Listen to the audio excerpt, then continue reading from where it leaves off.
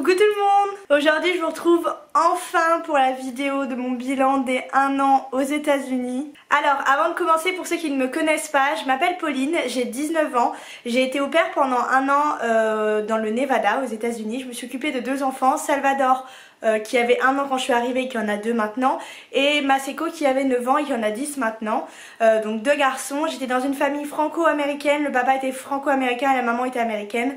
Et voilà, il me semble que c'est tout. Donc pour cette vidéo bilan, je vais pas du tout suivre le même schéma que j'ai fait pendant toutes mes vidéos bilan que j'ai faites durant mon année. D'ailleurs, si vous les avez pas vues et que vous venez d'arriver sur ma chaîne, si ça vous intéresse, j'ai fait des vidéos bilan tous les 3 mois. Donc premier mois, au début j'ai fait premier, deuxième, troisième et après j'ai fait tous les 3 mois. Donc si ça vous intéresse, je vous invite à aller le voir, je vous les mettrai en description. Alors je vais pas vraiment orchestrer comme j'ai dit, comme d'habitude où je vous mets les images de mon mois et après je vais expliquer tout ça.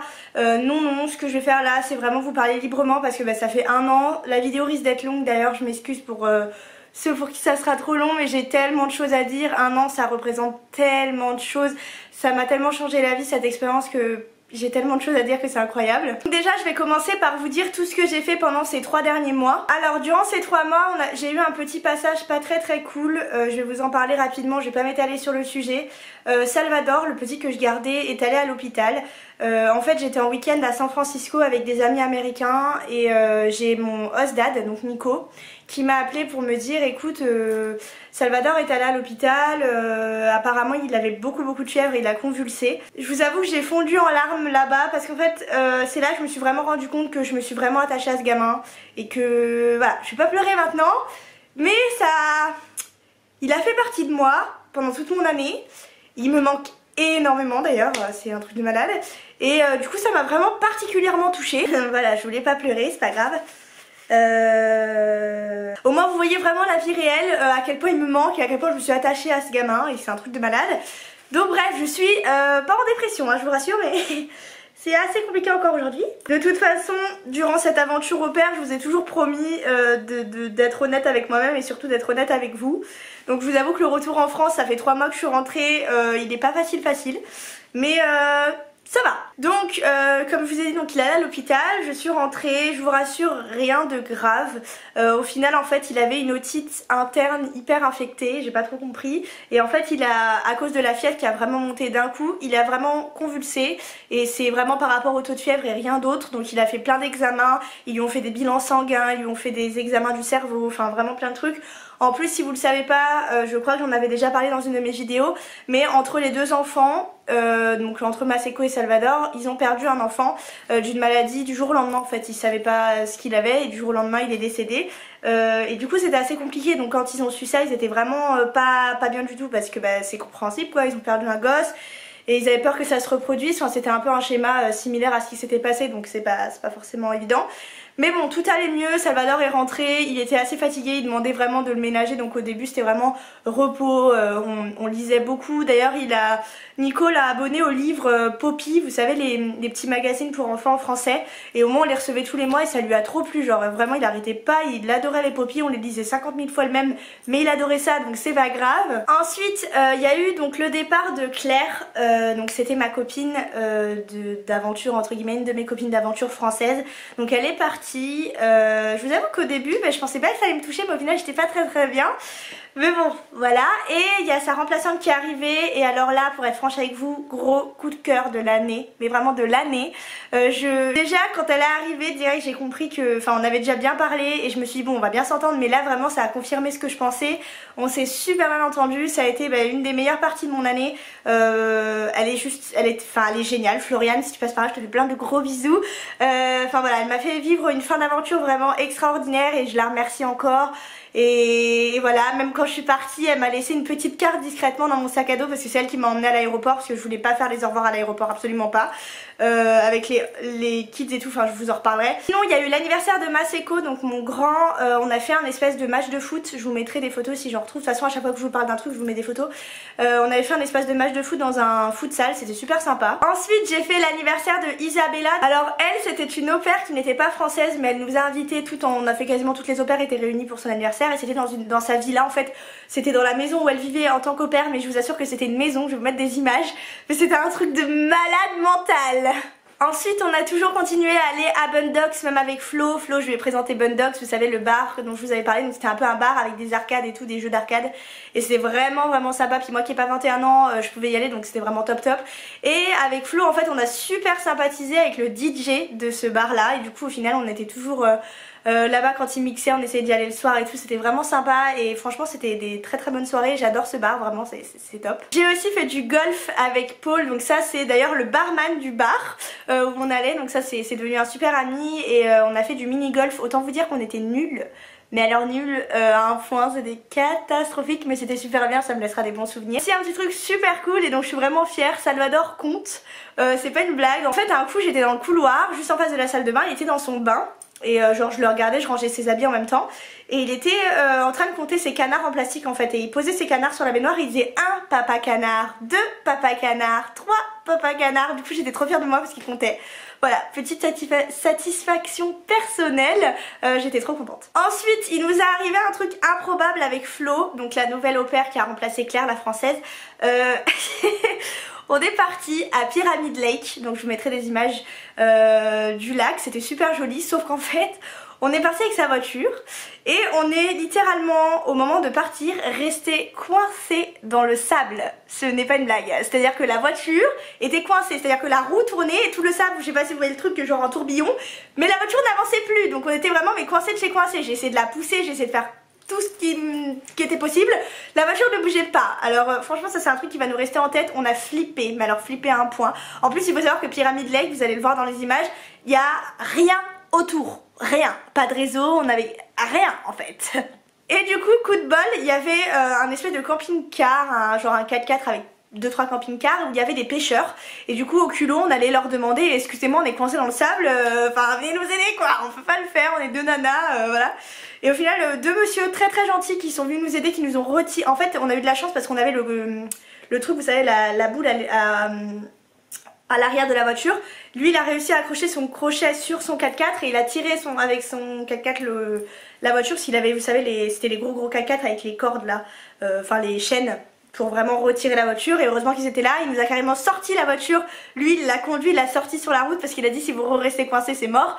Du coup voilà, c'était un truc qu'on va garder en tête je pense, et c'était vraiment très drôle. Ensuite on a été voir une course de chars à Virginia City, je vous mettrai aussi des images, c'était vraiment trop cool. Virginia City c'est la ville cow-boy à 30 minutes de chez moi environ, enfin qui était à 30 minutes de chez mes hosts, du coup c'était vraiment pas mal. Ensuite on a découvert aussi le DJ Trivia. Alors en fait c'est comme un quiz de culture générale américaine, et ils faisaient ça dans un des restaurants qui était juste à côté de chez moi, mais vraiment genre à 500 mètres de chez moi. Et en fait ce qu'on faisait c'est que c'était tous les lundis soirs, et tous les lundis soirs on allait là-bas faire le quiz de culture générale, donc totalement en anglais sur les États-Unis. Autant vous dire qu'on était nuls à chier, mais c'était vraiment sympa. On allait toujours en fait soit manger souvent c'était une pizza, donc souvent on allait là-bas, ils venaient me chercher après le travail, on mangeait la pizza, on faisait le DJ Trivia, puis c'était vraiment cool. Et franchement c'était le genre de soirée qui me manque déjà énormément. Sinon on allait voir un match de soccer de l'équipe universitaire du Nevada qui était juste à côté de chez nous aussi. J'ai fait beaucoup de cinéma avec Carlos, enfin tous mes potes américains que j'ai essayé de voir un maximum avant de repartir. Carlos, Royce que j'ai malheureusement pas pu voir énormément, Andrew, Taylor, enfin j'ai vraiment... Oh là là là, I miss you so much guys. J'ai fait Halloween, j'ai fait... Ah bon, on a rencontré des Basques à Bundox, au bar où on allait souvent. Et ensuite il y a eu l'arrivée de Kim, la nouvelle au pair, donc j'ai fait une semaine avec elle. Si vous avez vu mes vlogs de mes dernières semaines aux US, vous savez ce qui s'est passé. Je vais vous en reparler un petit peu après. D'abord je vais vous dire toutes les villes dans lesquelles je suis allée, et après je vous reparle du départ, enfin de l'arrivée de Kim et du départ de Kim vu qu'elle a rematché. C'était compliqué. Alors en ce qui concerne les villes que j'ai faites, j'ai tout écrit sur un papier parce que j'ai fait vraiment pas mal de trucs. On va dire que ces 3 derniers mois j'ai essayé de profiter un max avant de repartir. Donc j'ai été à Tao avec Antoine et Floriane. Antoine c'était le français dont je vous avais parlé il y a dans mon bilan de mes 9 mois. C'était un français qui était pas du tout au pair, mais que mon host a réussi à nous mettre en contact ensemble grâce à des amis de foot de mon host kid. En gros les parents connaissaient le patron d'Antoine ou je sais pas quoi, et du coup lui il travaillait dans une agence immobilière et c'était vraiment cool, donc on a fait tout un truc ensemble. Donc avec Flo et Antoine on allait à Tao une fois, j'y suis retournée une fois avec Floriane, avec Eric et Lucas aussi, mes potes américains. J'ai fait le festival de Montgolfière avec Anaïs et Flo. Je vous ai aussi laissé pareil le vlog, n'hésitez pas à aller voir le vlog des Montgolfières parce qu'il nous arrivait tellement de choses, c'était super cool, mais c'était super compliqué. J'ai fait pas mal de rando à Toyab National Forest, je crois que c'est Toyab, je sais pas comment ils disent, mais c'est ça, c'était plutôt pas mal. J'ai fait une rando là-bas, on allait donc au Pyramid Lake où on est resté coincé, on a fait le Lassen Volcanic Park où on a eu de la neige alors qu'il devait faire beau et que le parc était fermé, pareil vous avez un vlog là-dessus, n'hésitez pas à aller le voir. On a été à Donner Lake, vous savez c'était un endroit que j'aimais bien où j'avais fait des shootings photos dans des tunnels, je vous mets des photos juste ici, je t'avais mis sur Instagram, d'ailleurs si vous ne me suivez pas sur Instagram, je vous le mets juste ici, n'hésitez pas à aller me suivre, d'ailleurs si vous avez des questions ou quoi que ce soit, n'hésitez pas à m'envoyer des messages sur Instagram vraiment, je sais qu'il y en a beaucoup d'entre vous qui hésitent, n'hésitez pas, je vous répondrai, des fois je mets pas mal de temps, j'en suis désolée mais j'essaie de faire au maximum mon possible pour vous répondre à vos questions d'avant départ, de pendant, de après, de tout ce que vous voulez. Allez-y, n'hésitez pas à m'écrire. On a fait la ville fantôme de Bodhi, donc ça c'était super bien, pareil j'ai mis des photos sur Instagram. Et on a fait pas mal de petites villes dans le Nevada, genre Fallon. Et on a fait le parc national de Yosemite, donc c'était vraiment pas mal. J'ai adoré d'ailleurs cet endroit, on a fait des super photos sur le lac, pareil j'ai tout mis sur Instagram, allez voir, on était trop contentes. Donc on a vraiment pu faire pas mal de choses et encore une fois je le répète, mais Flo me manque beaucoup trop et je suis dégoûtée qu'elle soit pas arrivée plus tôt parce je vois qu'on a fait tellement de choses en 3 mois, donc tout ce qu'on aurait pu faire dans l'année c'est un truc de malade. Donc voilà pour les voyages que j'ai fait. Je suis retournée aussi à San Francisco, le week-end où il y a eu le souci pour Salvador. On a fait déjà pas mal de trucs, j'ai fait le musée de l'ice cream muséum. Voilà pour tout ce qui s'est passé pendant ces 3 derniers mois. J'ai parlé pendant beaucoup de temps, je m'en excuse. Maintenant je vais vous parler déjà du départ de Kim, donc la nouvelle au pair qui est arrivée après moi. En fait il n'y a pas du tout eu de feeling entre les enfants et elle. Je pense qu'elle s'attendait pas à que le boulot d'au pair soit une telle charge de travail, pour être franche. Je pense que elle était pas prête surtout à s'occuper de petits enfants comme Salvador où en fait le problème qu'elle a eu c'est qu'elle est arrivée et qu'elle a voulu directement imposer ses règles aux enfants. Et en fait au lieu d'observer, sachez une chose, quand vous arrivez dans une famille, je pense que c'est normal, mais pour moi ça me semblait normal d'arriver, d'observer d'abord la famille, les enfants, de voir leur comportement et après voir qu'est-ce que je veux changer, qu'est-ce que je veux pas changer, qu'est-ce qui est bien, qu'est-ce qui est mal, mais pas directement arriver la première semaine, ils te connaissent pas et leur imposer tes règles, direct quoi, genre quitte à avoir des gros conflits. Donc elle était en conflit dès les premiers jours avec Salvador, alors que Salvador a quand même faut y aller quand même pour être en conflit avec lui, en conflit avec Maseko. En plus Maseko il est pas évident déjà, bon il est très gentil, c'est un enfant super cool, mais en fait ouais il a quand même son caractère, il faut pas, là je pense qu'elle a eu à trop demander de choses en l'espace de 3 jours quoi, donc ça a pété, puis elle est repartie, donc elle a fait un rematch, d'ailleurs elle a rematch puis encore rematché, là je sais qu'elle est à Chicago, mais avant elle était au Texas, ça s'est pas du tout bien passé, c'est les parents qui ont demandé le rematch je crois, puis elle est encore repartie à Chicago, je sais pas trop comment ça se passe, après voilà je lui souhaite tout le bonheur et j'espère que ça marchera pour elle, mais c'est vrai que il faut prendre conscience avant de partir au pair que être au pair c'est un boulot avant des vacances. Donc voilà pour Kim, donc après ça je tiens quand même à vous donner des petits conseils personnels, après vous les prenez pas, c'est à vous de voir. C'est quand même je pense important avant de partir d'être sûr de vos choix. C'est-à-dire que n'allez pas dans une famille où il y a des enfants de moins de 2 ans si vous ne sentez pas ou si vous n'êtes pas sûr d'être capable de garder des enfants de moins de 2 ans pendant 1 an, ou dans le sens contraire, si vous la sentez pas de rester avec des adolescents pendant 1 an, n'y allez pas non plus. Ne vous obligez pas, ne vous dites pas je vais aller dans cette famille mais je suis pas très sûre, vaut mieux être sûr de soi et passer une super année que se bouffer le moral comme a pu le faire Kim ou comme d'autres nanas ont pu le faire vis-à-vis de ça. Quitte à prendre un peu plus de temps pour avoir la famille parfaite entre guillemets de l'année, n'allez pas dans une famille juste par dépit entre guillemets parce que vous voulez aller vite ou parce qu'il y a que ça ou que voilà, non, vraiment attendez le temps qu'il faut et soyez sûr de vous parce que ça sert à rien de s'engager avec une famille qui va pas vous convenir pour l'année. Sachez qu'1 an ça représente énormément de choses, vous vivez avec la famille, vous faites tout avec la famille en temps normal, vous vivez avec elle pendant 1 an et c'est une des choses les plus importantes en fait. Alors ensuite je vais vous faire un bilan au niveau de mon agence, de mon aventure avec mon agence, donc c'était Cultural Care Au Pair pour ceux qui ne le savent pas. Sachez aussi, je fais une petite parenthèse, que je vais faire plusieurs vidéos sur le sujet d'au pair, c'est pas parce que je suis rentrée que j'ai fini tout ça. Non, loin de là, je vais vous faire une vidéo sur l'extension, Je vais vous faire une vidéo sur enfin je vais vous faire 2-3 vidéos sur 2-3 trucs que j'ai en tête, que je sais pas encore exactement comment je vais structurer. Je vais vous faire une vidéo sur mon retour en France, mes ressentis maintenant que je suis rentrée, comment j'ai vécu le retour, qu'est-ce que je fais maintenant, etc. Je sais que ça vous intéresse beaucoup, vous me posez plein de questions sur Instagram. Donc je vais prendre le temps de le faire très prochainement, mais là je vous avoue qu'en ce moment j'ai pas forcément eu le temps. Donc je fais d'abord cette vidéo là. Donc concernant mon agence, je suis partie avec Cultural Care au pair. Alors moi pour ma part, déjà il faut savoir, j'en avais parlé dans ma première vidéo, au niveau de mon agence, je l'ai choisie après mûre réflexion. J'ai appelé pas mal d'agences, j'avais appelé Au Pair Care, Calvin Thomas, Fait Rêver, enfin j'ai appelé quasiment toutes les agences en fait, sauf Au Pair in America, j'avoue que je les ai... Ah si, je crois que je les avais appelés.